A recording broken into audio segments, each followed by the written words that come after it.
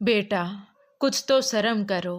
अभी तुम्हारी माँ मरी है और तुम अपनी अपनी पत्नियों को लेकर अपनी जवान बहन को घर में अकेली छोड़कर जा रहे हो। कुछ दिन तो उसके साथ रह लो इस घर में। मैं पूरे दिन बाहर काम करूँगा, वो बेचारी अकेली कैसे रहेगी। कुछ दिन तो बारी बारी से रुक जाओ, मैं जल्दी ही उसकी शादी कर दूँगा। फिर चले जाना तुम लोग, मेरा क्या है, मैं तो अकेला भी रह लूँगा। बनवारी जी अपने दोनों बेटे और बहुओं के आगे गिड़गिड़ाते हुए बोले। तो बड़ी बहू ने तपाक से कहा, नहीं पिताजी, मेरा तो मुश्किल है, क्योंकि इनका तो ऑफिस है, ऊपर से बच्चे की पढ़ाई, उसका भी नुकसान होगा, इसलिए मैं तो नहीं रुक पाऊंगी। हाँ, छोटी अगर चाहे तो रुक सकती है, उसका तो कोई बच्चा भी नहीं है। ये सुनते ही छोटी बहू भड़क उठी। अरे वाह दीदी, ऐसे कैसे कह दिया आपने कि बच्चा नहीं है। अरे बच्चा नहीं है तो क्या हुआ, मेरे पति तो हैं, वो भी तो ऑफिस जाते हैं, उनको भी तो चाय नाश्ता खाना पानी देना होता है। अब क्या ऑफिस से आकर खुद का खाना खुद बनाएंगे, कपड़े धोएंगे, साफ सफाई करेंगे? नहीं बाबा, इन्हें तो खाना भी बनाना नहीं आता है, भूखे रह जाएंगे, मैं नहीं छोड़ सकती हूँ। दोनों ही बहुएं आपस में ही लड़ने लगी। तो बनवारी जी आशा भरी नजरों से अपने बेटों की ओर देखने लगे, लेकिन बहुओं के साथ साथ दोनों बेटों की भी आपस में बहस होने लगी। लड़ाई बढ़ गई, लेकिन समाधान कुछ भी नहीं निकला। अंत में बड़े बेटे सुनील ने कहा, एक काम करते हैं, सारी प्रॉब्लम रवीना को लेकर हो रही है, तो हम रवीना को ही अपने साथ ले चलते हैं। तब तक पिताजी जल्दी से जल्दी उसके लिए लड़का ढूंढकर शादी तय कर लेंगे। क्यों पिताजी, ठीक है ना? भाई की बात सुनकर रवीना वहीं खड़ी होकर रोने लगी। वो अपने पिताजी को बड़ी आशा भरी नजरों से देख रही थी कि पिताजी मना कर दें, मैं नहीं जाने वाली इन लोगों के साथ। लेकिन बनवारी जी कुछ भी नहीं बोले। वो चुपचाप आंखों में आंसू लिए अपने कमरे की ओर चले गए। बेटे और बहुएं भी अपने अपने कमरे में चले गए। रवीना अकेली खड़ी रोने लगी। एक तो उसकी माँ चली गई, माँ के जाते ही भाई भाभीियों ने अपना रंग दिखा दिया। रोते हुए रवीना पिताजी के कमरे की ओर गई। बनवारी जी सर पकड़े बैठे थे, आंखों में आंसू थे। रवीना को देखकर बोले, क्या हुआ बेटा, तू सोने नहीं गई? पिताजी, मैं नहीं जाऊंगी, आप प्लीज मना कर दो, मैं उन लोगों के साथ एक मिनट भी नहीं रह सकती। भाभियां तो दूसरे घर से आई हैं, लेकिन भाइयों का रवैया भी तो देखा है ना आपने। जब वो आपके ना हुए तो भला मेरा क्या होंगे? माँ के जाने का गम उनके चेहरे पर जरा भी दिखाई नहीं दे रहा है। मैं नहीं रह सकती पिताजी, प्लीज मुझे मत जाने दो, आप मेरी चिंता मत करो, मैं अपने आप को संभाल लूंगी, कोई छोटी बच्ची नहीं हूँ, रह लूंगी मैं। बेटी की समझदारी भरी बातें सुनकर बनवारी जी रोने लगे। उन्होंने रवीना के सर पर हाथ रखते हुए कहा, ठीक है बेटा, जैसी तुम्हारी मर्जी, अब जाओ, बेफिक्र होकर सो जाओ। रवीना चली गई। अगले दिन सुबह ही दोनों बेटे बहुएं अपना अपना सामान निकाल कर बाहर रखने लगे। तो बनवारी जी चुपचाप बैठे बैठे उन्हें देख रहे थे। तभी सुनील ने कहा, अरे रवीना, तुम अभी तक तैयार नहीं हुई, बोला था ना कि सुबह 7 बजे ही निकलना है, ट्रेन का समय हो गया है, जाओ जल्दी से तैयार हो जाओ। रवीना अपने पिताजी की ओर देखने लगी। तो बनवारी जी ने कहा, नहीं, रवीना कहीं नहीं जाएगी, तुम लोग जाओ। हाँ तो ठीक है ना पिताजी, इसमें इतना गुस्सा होने वाली कौन सी बात है, हमने तो भाई बोल दिया था रवीना चल पड़ेगी, फिर आप टेंशन फ्री होकर आराम से रहोगे। अब नहीं भेजना चाहते हो तो आपकी मर्जी, चलो जी, हमारी तो ट्रेन का टाइम हो गया है। कहते हुए बड़ी बहू सुमन सबको लेकर चली गई। बनवारी जी आंखों में आंसू लिए बच्चों को जाते हुए देखते रहे। बेटों ने एक बार भी पलटकर नहीं देखा। रवीना पिताजी के साथ अकेली रह गई। अब बनवारी जी बेटी को अकेला घर में छोड़कर ऑफिस में नहीं जाना चाहते थे, इसलिए वो अपनी छुट्टियां बढ़ाते जा रहे थे। पूरा घर अकेले खाने को दौड़ रहा था। माँ के जाने के बाद रवीना भी काफी गुमसुम सी हो गई थी। बस दोनों बाप बेटी एक दूसरे का सहारा बने हुए थे। 2 दिन बाद ही गांव की एक अम्मा जी, जो रवीना की माँ कौशल्या जी के साथ अच्छी बनती थी, वो रवीना से मिलने आई। माँ के जाने के बाद एक वो अम्मा जी ही थी जिन्हें रवीना अपना दुख सुख बताती थी। अम्मा जी ने बनवारी जी को समझाते हुए कहा, बेटा, कब तक तू कौशल्या के जाने का दुख मनाता रहेगा? अगर तू ही अपने आप को कमजोर कर लेगा तो रवीना का क्या होगा? उसके बारे में भी तो सोच। अम्मा जी, उसी के बारे में तो सोच रहा हूँ, तभी तो कहीं जाने की हिम्मत नहीं हो रही है। अकेले कैसे छोड़ जाऊं? बहू बेटों की तो सुन ही चुकी हो आप। अरे, मैं तो हूं ना, जो नहीं है उनके लिए क्यों रो रहा है? मैं हूं ना, मैं संभालूंगी रवीना को, मैं रहूंगी उसके साथ। तो रवीना की चिंता बिल्कुल छोड़ दे। तू कल से अपने ऑफिस जाना शुरू कर दे और आगे की सोच। मैं पूरे दिन रवीना को अपने पास रखूंगी। तभी अम्मा जी की बात सुनकर बनवारी जी कुछ सोचते हुए अगले दिन से ऑफिस जाने लगे। अम्मा जी पूरी तरह से रवीना का ध्यान रखती थी। बनवारी जी के जाने के बाद वो खुद ही पूरे दिन रवीना के साथ रहती, जब तक कि बनवारी जी वापस न आ जाते। बनवारी जी ऑफिस में अपनी जान पहचान वालों से रवीना के लिए लड़का देखने के लिए बोलने लगी। उन्हें एक लड़का मिल भी गया जो कहीं दूसरे शहर का था, लेकिन यहाँ पर किराए का मकान लेकर नौकरी करता था। अच्छी खासी तनख्वाह भी थी। बनवारी जी को रोहित देखते ही पसंद आ गया। बातचीत करके उन्होंने रोहित की शादी रवीना से तय कर दी। आज कौशल्या जी को मरे हुए पूरे 6 महीने हो गए थे। 6 महीने में बनवारी जी पूरी तरह से पत्थर बन चुके थे और बेटे बहू जाने के बाद ना तो एक बार भी पलटकर वापस घर आए और ना ही कभी फोन पर हालचाल लिया। यहाँ तक कि रवीना की शादी की भी चिंता उन्हें नहीं थी। बनवारी जी ने 1-2 बार फोन किया भी, लेकिन उन्होंने बात नहीं की। ये कहते हुए फोन रख दिया कि ऑफिस के काम में बिजी हैं। रवीना की शादी तय हो गई थी। बनवारी जी ने जानबूझकर दोनों ही बेटों को शादी के बारे में नहीं बताया। जब शादी को 4 दिन रह गए तो उन्होंने व्हाट्सएप पर शादी के कार्ड के साथ मैसेज डाल दिया कि अगर तुम लोगों के पास टाइम हो तो शादी में आ जाना। जबरदस्ती छुट्टी लेकर आने की ज़रूरत नहीं है। जैसे मैंने सब कुछ अकेले कर लिया, वैसे आगे भी देख लूँगा। मैसेज पढ़ते ही दोनों बेटे अगले ही दिन घर आ गए और आते ही बनवारी जी पर बरस पड़े। पिताजी, ये क्या तरीका है? ये क्या मैसेज छोड़ा है आपने? हम पराए थे क्या, जो शादी के 2 दिन पहले हमें मैसेज किया? हाँ तो क्या करता? कौन सा फर्ज निभाया तुम लोगों ने बेटे होने का कि शक से तुम लोगों को बुलाता?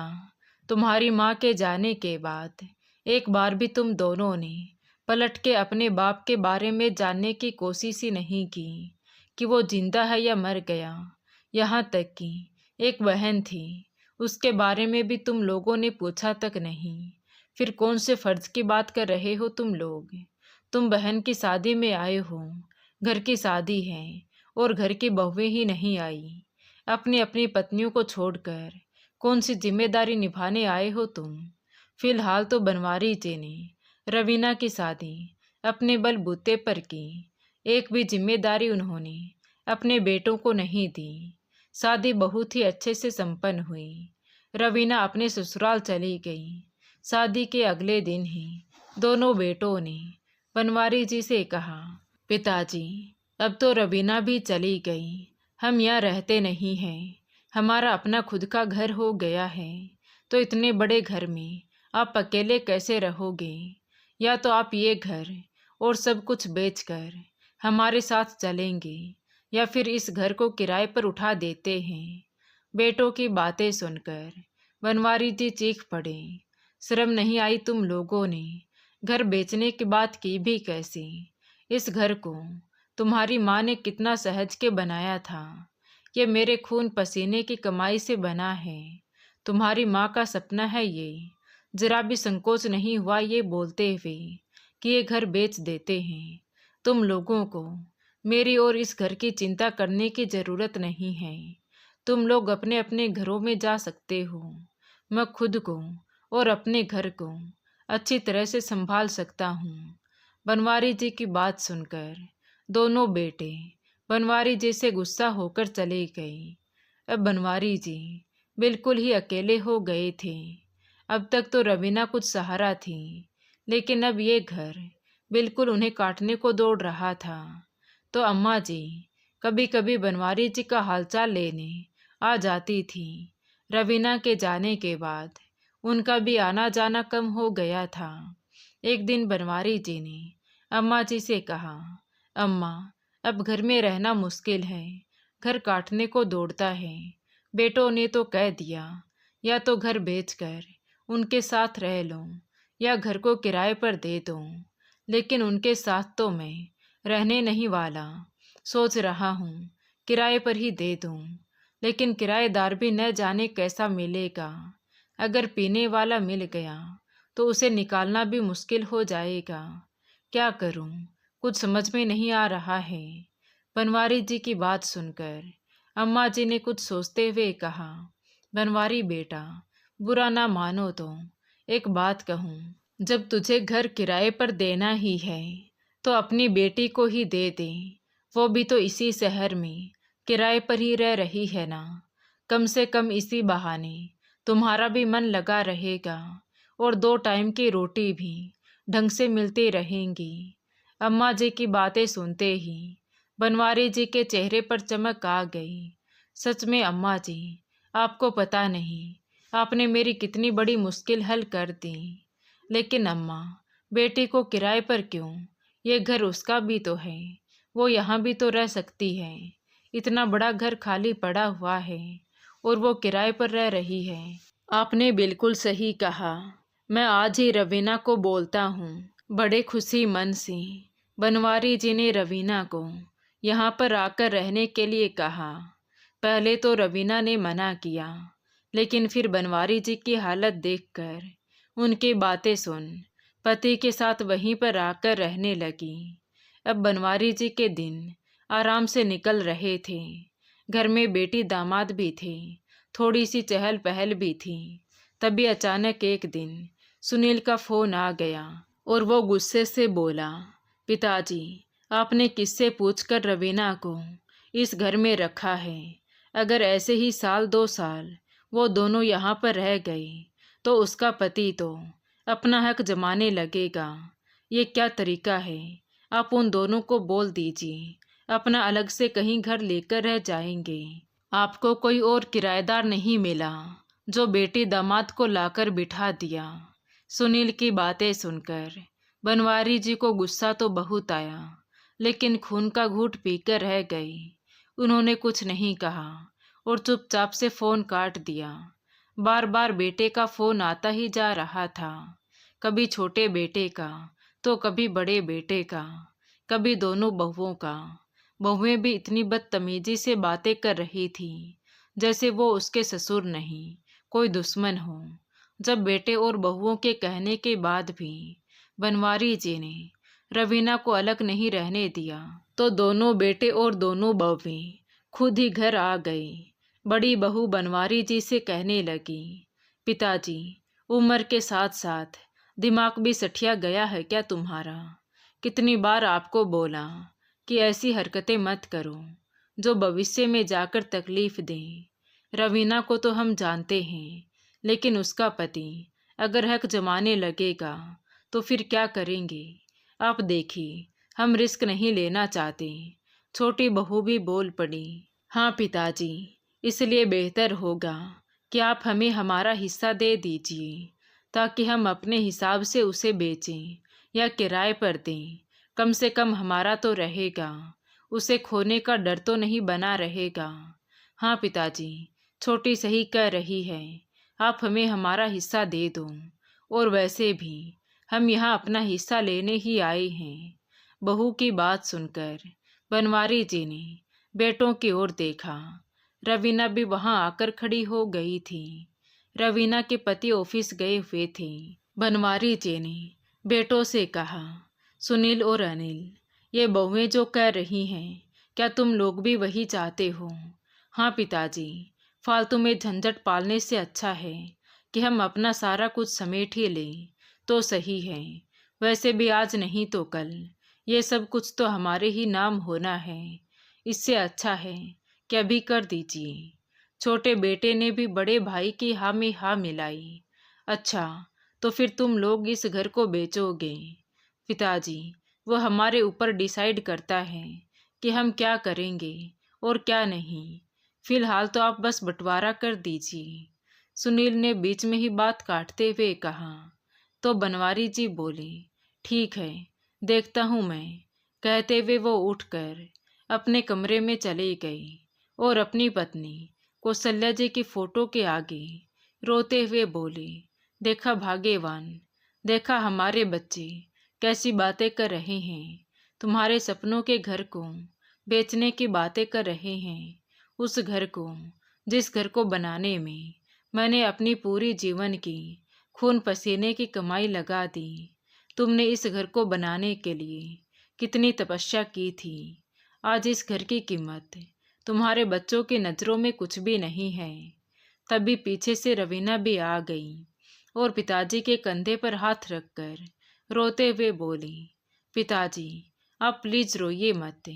आप उन लोगों को जो चाहिए दे दीजिए, उनसे लड़ने की ज़रूरत नहीं है। मैं कल ही रोहित को बोलकर कहीं दूसरी जगह किराए का घर देख लेती हूँ। आप हमारे साथ में रह लेना, कम से कम इस झंझट से तो दूर रहेंगे। नहीं बेटी, मैं तुम्हारे ऊपर बोझ नहीं बनना चाहता। तुम्हारे बाप के कंधों में अभी इतनी ताकत है कि वो अपने लिए खड़े हो सकें। मैं अब भी खुद पूरे परिवार को पालने की ताकत रखता हूँ। तुम चिंता ना करो और तुम्हें कहीं भी किराए के घर में रहने की ज़रूरत नहीं है।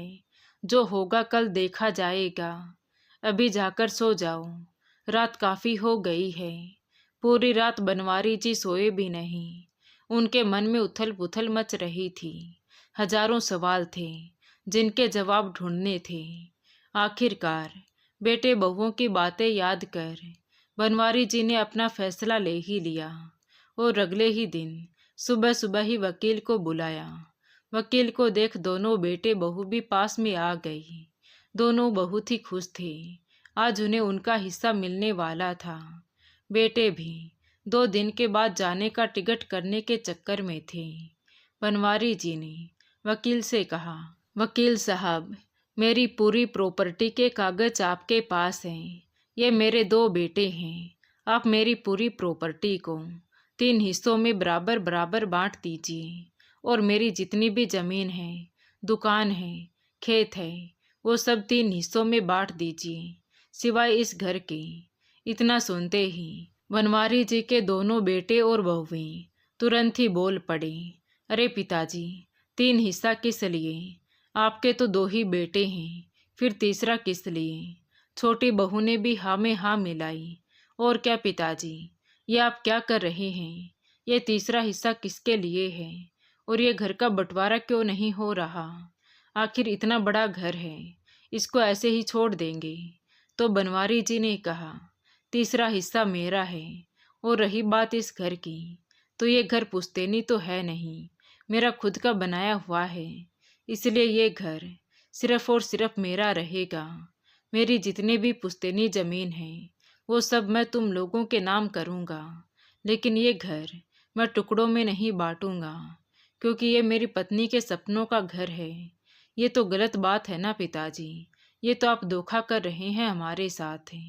हम तो पंचायत बुलाएंगे इसके लिए। सब चीज़ में बराबर के 2 ही हिस्से होंगे, तीसरा नहीं। तीसरा हिस्सा लेकर ही क्या करेंगे आप? आप तो मुश्किल से 2-4 साल जिएंगे, फिर आखिर में ये हमारे ही पास आएगा ना, तो इसकी क्या ज़रूरत है? बड़ी बहू ने बेशर्मी से कहा। तो बनवारी जी बोले, बहू, चाहे मैं 2 साल रहूं, 2 दिन रहूं या 2 घंटे, तीसरा हिस्सा मैं अपनी बेटी को दूंगा। तुम्हें चिंता करने की ज़रूरत नहीं है। और ये घर मेरी पत्नी का सपना था, उस सपने को मैं उसकी बेटी को दूंगा। इसके लिए तो तुम क्या, तुम्हारी पंचायत भी मुझे मजबूर नहीं कर सकती। और रही बात कोर्ट कचहरी की, तो तुम्हें जो भी करना है तुम कर लो। कोई भी कोर्ट कचहरी जबरदस्ती हिस्सा नहीं दिलवा सकती। जो मिल रहा है चुपचाप से ले लो, नहीं तो ये सब भी मैं रवीना के नाम कर दूंगा। तुम्हें एक फूटी कौड़ी भी नहीं दूंगा। आज पहली बार बनवारी जी का गुस्सा देखकर दोनों बहुएं डर गई। तभी बेटों ने कहा, पिताजी, ये ठीक नहीं कर रहे हैं आप, अपने बच्चों के साथ भेदभाव कर रहे हैं। कैसे बच्चे? कौन से बच्चे होने का फर्ज निभाया है तुम लोगों ने? अरे हमने कोई पाप किया था जो तुम जैसी औलाद पैदा हुई? माँ के जाने के बाद एक बार भी तुमने पलट कर नहीं देखा कि तुम्हारा बाप जिंदा है या मर गया। एक जवान बहन घर में पड़ी थी, उसके बारे में भी नहीं सोचा। पिछले 6 महीनों में एक फ़ोन तक नहीं किया तुमने। और आज जब मेरी बेटी सेवा कर रही है तो तुम्हें जलन हो गई और तुम सबके पास टाइम हो गया। यहाँ तक कि रवीना की शादी में तुम्हारी पत्नियां भी नहीं आई और आज हिस्सा लेने देखो कैसे बढ़ चढ़ के आई हैं। जिस तरीके से मुझसे बातें कर रही हैं, ऐसे तो कोई अपने दुश्मन से भी बात ना करे। सिर्फ खून का रिश्ता होने से ही सब कुछ नहीं हो जाता। तुम लोगों को जो दिया जा रहा है चुपचाप से ले लो, नहीं तो अभी के अभी मैं सब कुछ रवीना के नाम कर दूंगा और इसके लिए मुझे कोई भी ताकत रोक नहीं सकती। अब बताओ, लेना है या ख़त्म करूं कहानी? तभी बेटे और बहू को लगा कि कहीं सच में गुस्से में आकर पिताजी सब कुछ रवीना के नाम ना कर दें, इसलिए जो मिला वो लेकर चुपचाप चलते बने। बनवारी जी ने अपना घर और अपने हिस्से की प्रॉपर्टी रवीना के नाम कर दी और रवीना के साथ ही अपने दिन काटने लगे। तो दोस्तों, बनवारी जी ने अपने बेटे बहू को जायदाद में हिस्सा देकर सही किया या गलत, अपनी राय कमेंट बॉक्स में ज़रूर बताएं। कहानी अच्छी लगी हो तो प्लीज़ वीडियो को लाइक करें, शेयर करें और हमारे चैनल कहानी विद देवांशी को सब्सक्राइब ज़रूर करें। Thank you.